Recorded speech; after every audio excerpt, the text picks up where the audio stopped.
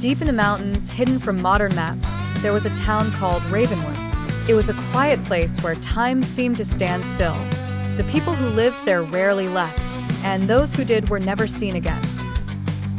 Daniel Carter was a private investigator who specialized in missing person cases.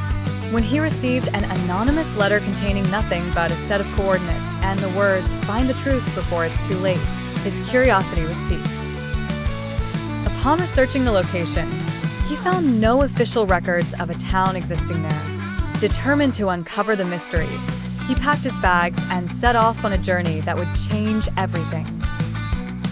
After hours of driving through dense fog and winding mountain roads, Daniel finally saw the first sign of Ravenwood, an old wooden archway covered in ivy, with a rusted plaque that read, "Established 1789. As he drove into the town, he noticed something unsettling. There were no sounds. No birds, no wind, just silence. The streets were lined with aged buildings, their windows dark and empty. The few people he saw moved slowly, their faces devoid of emotion. A woman standing by a shop window turned to him and whispered, "You shouldn't be here." Daniel checked into the only hotel in town, run by an old man named Arthur, who seemed reluctant to speak. When Daniel mentioned his search for missing people, Arthur stiffened but said nothing. Later that night, as Daniel sat in his dimly lit room, he decided to look through the town's newspaper archives. But as he flipped through the pages, he realized something disturbing. Every decade, entire families would vanish without a trace. There were no police reports, no searches. It was as if no one had ever existed. That was when he heard the footsteps outside his door. Daniel quickly turned off his light and pressed himself against the wall. The footsteps stopped, followed by the faintest whisper, "Leave before the hour strikes."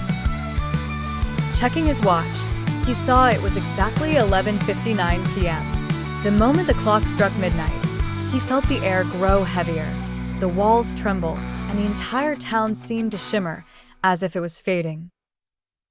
He rushed to the window and watched in horror as people in the streets vanished into thin air.